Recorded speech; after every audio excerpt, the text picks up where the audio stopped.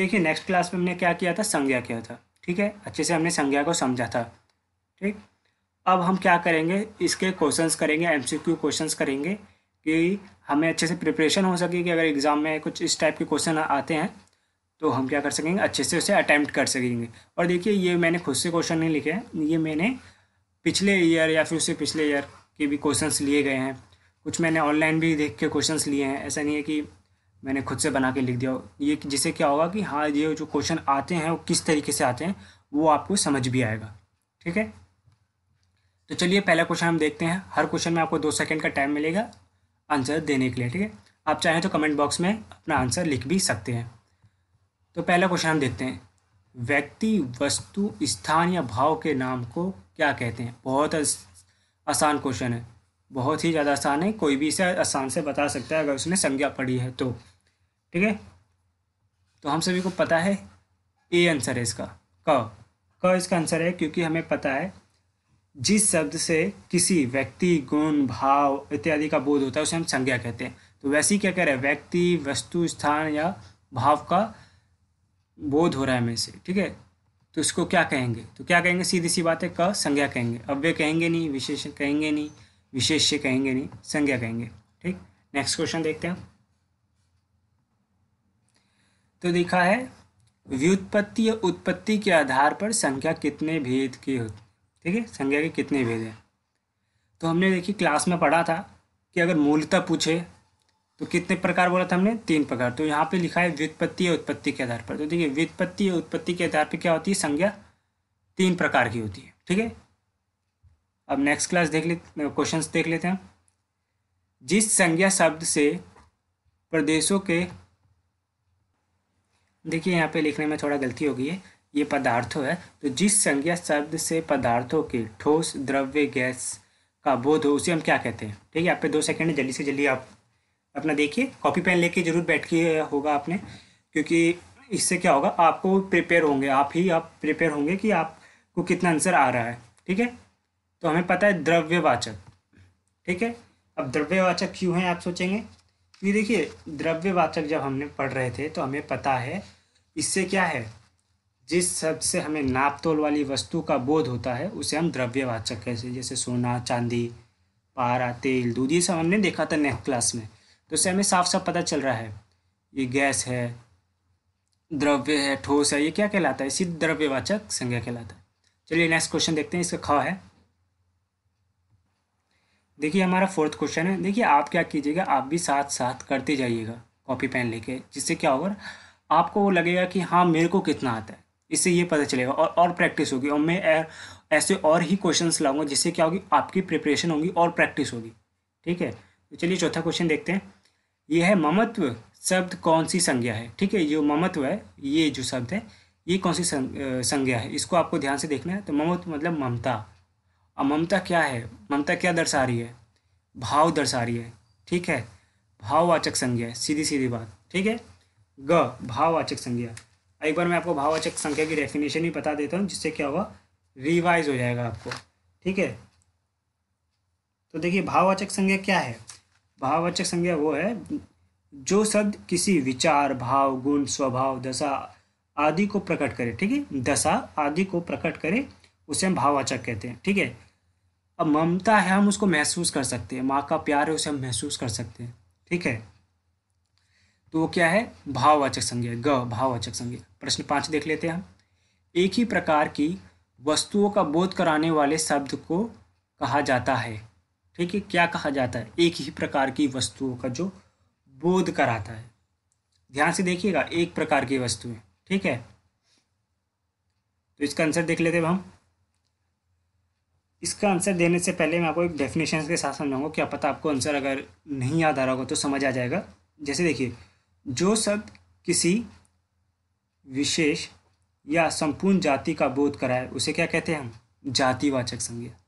ठीक, तो वैसी किसी वस्तु का बोध करा रही है। ठीक है, ये क्या है, किसी वस्तु का बोध करा रही है, तो क्या है, जातिवाचक संज्ञा। ये नहीं बता रहा कि ये इस वस्तु का बोध करा रही है, कैसे, जैसे स्पेशल ये नहीं बता रहा है कि गंगा नदी, गंगा का, ठीक है, या फिर किसी सामान का, तो ये क्या जातिवाचक संज्ञा है।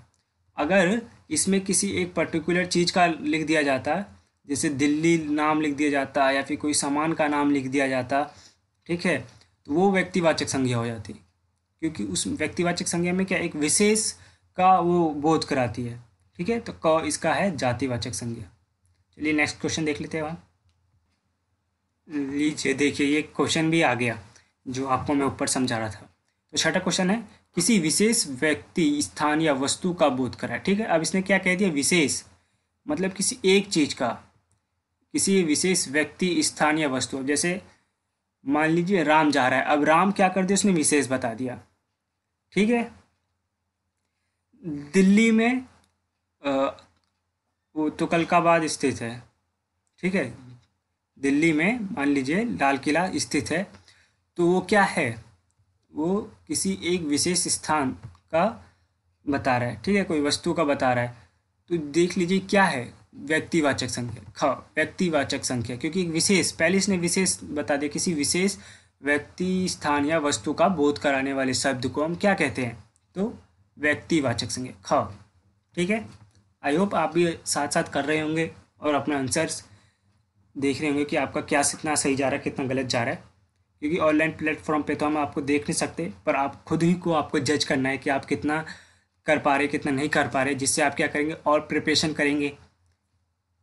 तो चलिए सातवां क्वेश्चन देखते हैं। लड़का दौड़ रहा है, रेखांकित शब्द का भाववाचक संज्ञा बताएं। ठीक है, लड़का दौड़ रहा है। अब लड़का दौड़ रहा है, पूरा सेंटेंस नहीं देखना आपको, ये रेखांकित शब्द है ये। ठीक है, जो लाइन लगा हुआ शब्द है आपको ये बताना है, और लड़का क्या है। ठीक है, लड़का क्या है और लड़का जो रेखांकित शब्द है उसका भाववाचक संज्ञा बताना है। ठीक, तो देखिए पहले क देख लेते हैं, क्या है लड़का।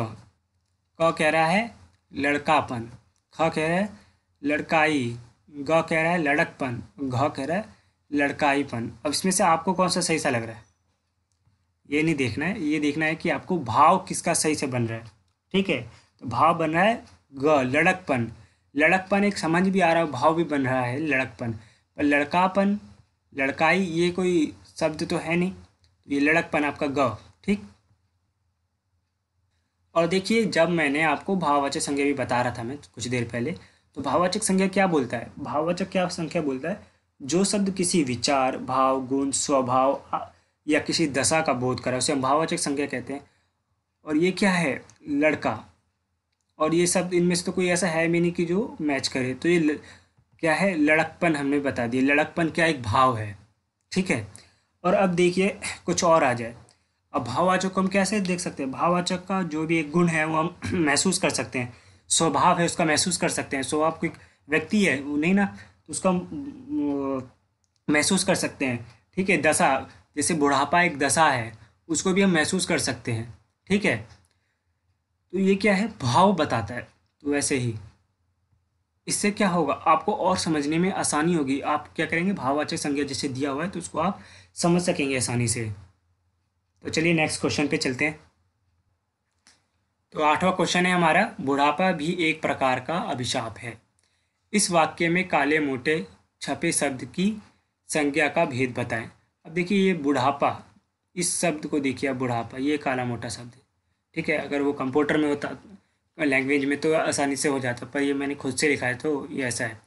तो ये देखिए जो बुढ़ापा है ये क्या है, बोल्ड शब्द है, और ये पूछ रहा है कि जो काला मोटा शब्द है उसका आप क्या बताएं, संज्ञा बताएं। तो अभी हमने ऊपर क्या देखा था, अभी हमने भाववाचक संज्ञा देखी थी, अब उसको आप सोचिए। ठीक है, अब बुढ़ापा क्या है, बुढ़ापा को महसूस किया जा सकता है, उसकी दशा को देखा जा सकता है। ठीक है, तो वो है भाववाचक संज्ञा ग, भाववाचक संज्ञा। आई होप आपको अच्छे से समझ आ रहा होगा। अगर कोई डाउट है तो आप कमेंट बॉक्स में लिख भी सकते हैं। अब नवा क्वेश्चन देखते हैं, निम्नलिखित में से कौन सा शब्द व्यक्तिवाचक संज्ञा है। ठीक है, निम्नलिखित में से कौन सा शब्द व्यक्तिवाचक संज्ञा, इसने सीधे सीधे कह दी, शेर, नदी, यमुना या आम। तो शेर तो होगा नहीं, ठीक, नदी भी होगा नहीं क्योंकि किसी एक प्रकार के इसने नदी का नाम नहीं बताया। ठीक, अब आप सोच रहे होंगे आम या यमुना। अब मैं आपको आम के बारे में बता देता हूँ, इसने किसी एक विशेष प्रकार का आम नहीं बताया। ठीक है, आम की भी प्रजातियाँ हैं ना बहुत सारी, लंगड़ा आम, संदूरी आम, है ना। दशहरी आम, तो बहुत सारी प्रजातियां आम की भी। अब हम आ जाते हैं यमुना पे। यमुना क्या है? एक नदी है, या फिर यमुना आप नदी भी है या फिर किसी का नाम भी हो सकता है, पर अभी हम मान लेते हैं नदी या यमुना। ठीक है। अब यमुना क्या है? एक है, नदी है एक। या फिर यमुना कोई अगर व्यक्ति होगा तो यमुना कोई व्यक्ति है। ठीक। तो किसी एक नाम बता दिया ना इसने। ठीक है। तो ये क्या है? ये है व्यक्तिवाचक संज्ञा। अगर मान लीजिए यहाँ पे कुछ क्वेश्चन ऐसे दे देता कि दशहरी आम जो है राम खा रहा है, तो दशहरी आम पे जैसे मान लीजिए वो लग जाता, अंडरलाइन लग जाता नीचे, जैसे बुढ़ापे में लगा था। तो अंडरलाइन जैसे लग जाता, जैसे मान लीजिए ऐसे अंडरलाइन लग जाता उसके नीचे, तब आप कहते हैं हाँ ये व्यक्तिवाचक संज्ञा है। समझ रहे हैं? तो चलिए नेक्स्ट क्वेश्चन पे देखते हैं अब हम। भारत में मानव की कई प्रजातियां पाई जाती हैं। रेखांकित शब्द का संज्ञा बताओ। और मानव के नीचे देखिए रेखा लगी हुई है। ठीक है। तो आपको मानव प्रजाति की क्या करना है? संज्ञा बतानी है। मानव की, सॉरी प्रजाति नहीं, मानव की, बस मानव की आपको क्या बतानी है? संज्ञा बतानी है। तो मानव क्या है? एक जातिवाचक संज्ञा है। ठीक है। हमने पता है हमें, जो शब्द किसी विशेष संपूर्ण जाति, विशेष या संपूर्ण जाति का बोध कराए वो क्या कहलाता है? जातिवाचक संज्ञा है। अब देखिए जो मानव है वो जाति का बोध करा रहा है, पूरे मनुष्य तक जाति का बोध करा रहा है। ठीक है। तो ये क्या है? जातिवाचक संज्ञा, ना कि वो भाव, व्यक्ति और द्रव्य को प्रदर्शित कर रहा है। तो चलिए नेक्स्ट क्वेश्चन देख रहे हैं। अब हमारा 11वां क्वेश्चन आ गया। मित्रता। मित्रता जो है, मित्रता भाववाचक संज्ञा किस संज्ञा से बनी है? अभी मैं आपको, जब हमने पिछली क्लास देखी थी तो हमने पूरी संज्ञा पढ़ने के बाद हमने क्या किया था? हमने किया था कि भाववाचक संज्ञा जो है उनको हमें 5 प्रकार से बनानी है। ठीक है। तो हमने जातिवाचक संज्ञा से देखा था, इसके बाद हमने उससे देखा था, क्या कहते हैं, सर्वनाम से देखा था, विशेषण से देखा था, फिर उसके बाद हमने क्या किया था? क्रिया से देखा था, और अव्यय अभिकारी से भी देखा था। ठीक। तो ये वही कह रहा है, ये जो क्वेश्चन है ये वही कह रहा है कि जो मित्रता है भाववाचक संज्ञा किस संज्ञा से बनी? ये मित्रता है, ये भाववाचक संज्ञा है। ठीक है। ये भाववाचक संज्ञा है और ये किस संज्ञा से बनी है? ठीक। तो याद होगा, अगर आपने किया होगा ना तो आपको सीधे याद होगा, क्योंकि ये मैंने क्वेश्चन ऑप्शन में भी लिया था। तो ये बनी आपकी जातिवाचक संज्ञा से। ठीक है। ये बनी आपकी जातिवाचक संज्ञा क से। ठीक। क्योंकि अगर इसकी हम जाति निकालें तो मित्र बनता है। ठीक। अगर आपने पिछली क्लास नहीं देखी तो आप पिछली क्लास जाके प्लीज़ देखिएगा, जिससे क्या होगा आपका और अच्छे से प्रिपेयर हो सकेंगे, आप अच्छे से समझ आ जाएगा, कॉन्सेप्ट समझ आ जाएगा अच्छे से। तो 12वां क्वेश्चन देखते हैं। दीपक का परिवार दिल्ली में रहता है। रेखांकित शब्द का संज्ञा बताओ। अब देखिए परिवार के नीचे अंडरलाइन कर दिया गया। ठीक है। परिवार के नीचे अंडरलाइन कर दिया गया है। तो परिवार क्या है? व्यक्तिवाचक संज्ञा है? नहीं है। भाव बता रहा है? नहीं। द्रव्य बता रहा है? इसको हम नाप तोल सकते हैं? नहीं। ये क्या है? एक समूहवाचक है। ठीक है। ये क्या है? एक समूहवाचक है। मान लीजिए अगर यहाँ पे समूहवाचक नहीं होता ना और जातिवाचक लिखा होता तो हम जाति भी लिख सकते, टिक लगाते, पर इस केस में क्या है? समूह होगा या फिर जाति होगा। ठीक है। इस केस में या तो समूह होगा या जाति होगा। क्यों? क्योंकि ये परिवार है। पहली बात तो क्या है, जाति क्या बताता है? जातिवाचक संज्ञा वो बताता है किसी जाति का बोध करा रहा है। परिवार एक जाति का बोध करा रहा है, क्योंकि परिवार जो शब्द है वो जाति का बोध करा रहा है। और जो समूहवाचक है, इस क्वेश्चन में जातिवाचक तो ऑप्शन दिया नहीं है, पर जो समूहवाचक है वो क्या है? समूहवाचक क्या कहता है हमारा? जो शब्द एक को ना बताकर समूह या पूरे समुदाय का बोध करा है उसे हम समूहवाचक संज्ञा कहते हैं। तो वैसे ही सभा हुआ, परिवार हुआ, कक्षा हुआ, सेना हुआ, ये हमने ऑप्शन में लिया हुआ था। तो ये क्या आ रहा है? समूहवाचक संज्ञा। ठीक है। अच्छे से समझ आ रहा है ना? अब 13वां क्वेश्चन देखते हैं। निम्नलिखित में से संज्ञा शब्द नहीं है। अब कह रहा है जो निम्नलिखित है इनमें से एक जो है वो संज्ञा शब्द नहीं है। ठीक है। देखिए 2 सेकंड, क्योंकि हमें जल्दी क्विक आंसर देना होता है एग्जाम में। तो ऑप्शन क्या दिया हुआ है? खजाना, दिखाना, नाना, सागर। सागर तो होगा नहीं। ठीक है। नाना भी होगा नहीं। खजाना क्या होता?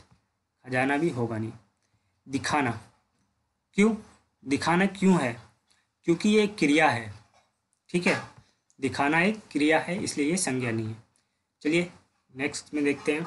उससे पहले एक और बार मैं आपको संज्ञा का बता देता हूँ। जिस शब्द से किसी व्यक्ति, गुण, भाव इत्यादि का बोध उसे हम संज्ञा कहते हैं। ठीक है, अब आप और अच्छे से समझ गए होंगे। तो चलिए 14वें क्वेश्चन पे आते हैं हम, और हमारा है कंजूस। भाववाचक संज्ञा का चयन कीजिए। अब कंजूस के आगे नीचे अंडरलाइन लगी है। अब इसका हमें भाववाचक संज्ञा देखनी है। तो इसका देखिए क्या है, ग, कंजूसी। कंजूसी क्या है, इसका भाववाचक है। ठीक है, जो भाई है, भाववाचक संज्ञा का चयन कीजिए। इसका भाई का भाईवाचक संज्ञा चयन कीजिए। भ्राता तो भाव नहीं होगा, भाईगिरी भी नहीं होगा, इनमें से कोई तो होगा ही नहीं। क्या है, भाईचारा। ठीक, भाईचारा। तो भाईचारा हमारा ग, ये भी इसका आंसर ग हो गया। 14वीं का भी आंसर हमारा ग हो गया। ठीक, तो आज के लिए इतना ही क्वेश्चन। नेक्स्ट क्लास में अगर आपका अच्छा सपोर्ट मिला तो नेक्स्ट क्लास में और भी क्वेश्चंस लाएंगे, और हम सर्वनाम भी करेंगे नेक्स्ट क्लास में।